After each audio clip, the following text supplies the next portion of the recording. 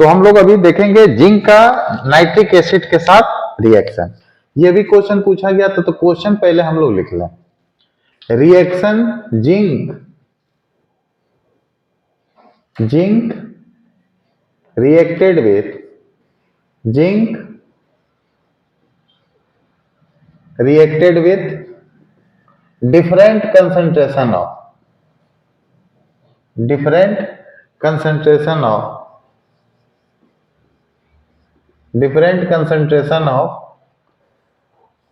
nitric acid।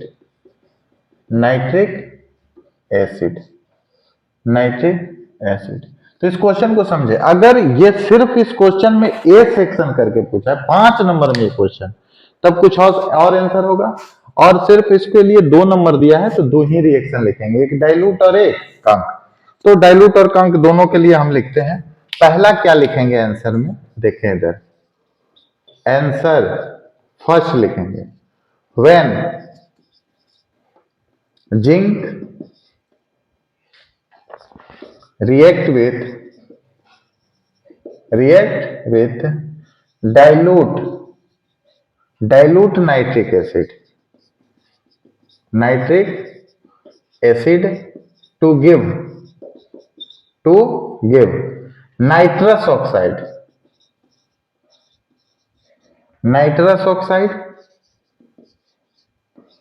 and zinc nitrate। ये लिखेंगे, ये दोनों लिखेंगे। नाइट्रस ऑक्साइड तो सबसे इंपॉर्टेंट है, इसको लिखेंगे ही लिखेंगे, और जिंक नाइट्रेट भी लिखेंगे। तो देखेंगे क्या हो जाएगा, 2HNO3। ये क्या है, नाइट्रिक एसिड। डाइल्यूट जब टूटता है तो ये N2O में N2O प्लस H2O। अब देख ले इधर, यहां पे कितना ऑक्सीजन निकलेगा बाहर, 4 ऑक्सीजन, और ऑक्सीजन ये बाहर निकला 4 ऑक्सीजन, यानी यहां पे देखेंगे। तो ये हम लोग का मेन रिएक्शन यही हुआ। सुने पहले 6 ऑक्सीजन था, N2O टूटा, फिर क्या टूटा देखें यहां पे H2O, फिर यहां पे 4 ऑक्सीजन, 4 ऑक्सीजन। अब ये 4 ऑक्सीजन को यहां Zn के लिए लाएंगे। फिर देखें तो Zn के लिए जब लाएं तो ऑक्सीजन का वैलेंसी 2 होता है, तो Zn का भी तो वैलेंसी 2, तो ये 4 है, तो यहां भी तो 4 करना पड़ेगा हमको। तो यहां कितना हो जाएगा, 4ZnO। और इस 4ZnO को फिर यहां रिएक्ट के लिए लाएंगे, 4ZnO प्लस। अब देखिए जितना ZnO, इसके बाद दुगुना यहां पे HNO3 को लाना है, 4ZnO प्लस, तो 2 गुना करेंगे तो कितना हो जाएगा, 8HNO3, 4Zn और NO3 का होल 2 प्लस, जितना H है उसका आधा, या कितना H है 8, तो 4H2O, 4H2O। ये हो गया हम लोग का रिएक्शन कंप्लीट। अब इसको हम लोग ऐसे करेंगे, देखें यहां पे, और जो इधर और इधर है उसको पहले कट करेंगे। इधर देखें कौन सा कट होने वाला है, तो 4 ऑक्सीजन कट हो जाएगा इसके साथ, क्योंकि इधर और इधर दोनों साइड लिखेंगे तो कट ही होगा।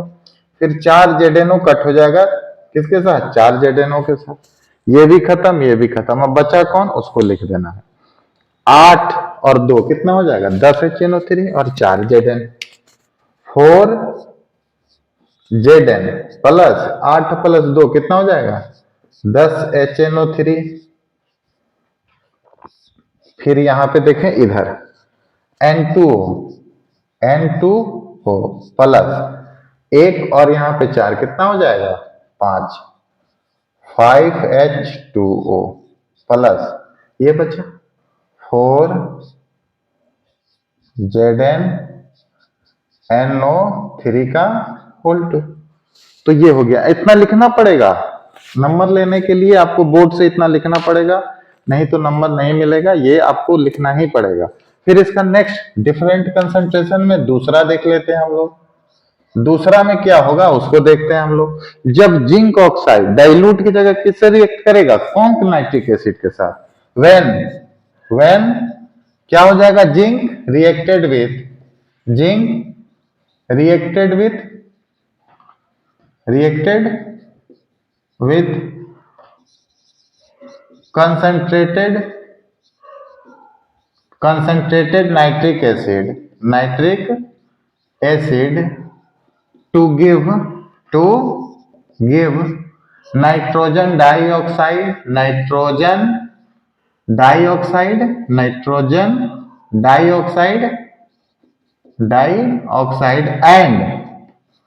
and फिर जिंक नाइट्रेट।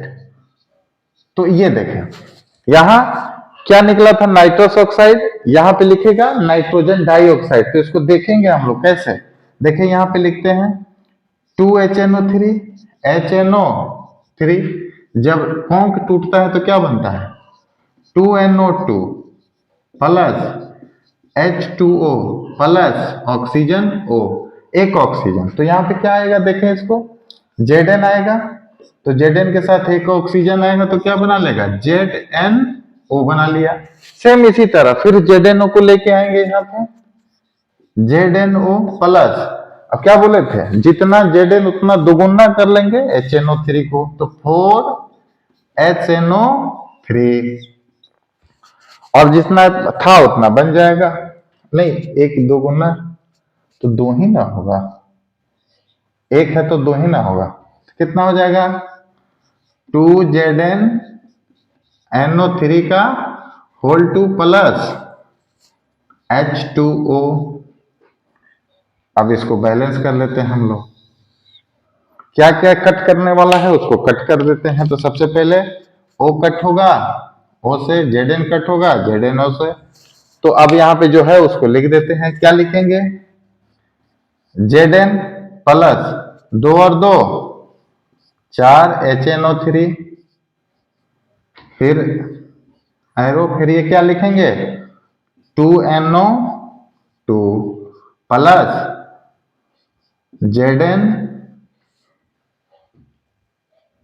ये 2 कहां से आ जाएगा इसमें, ये 2 नहीं आएगा, एक ही है ना।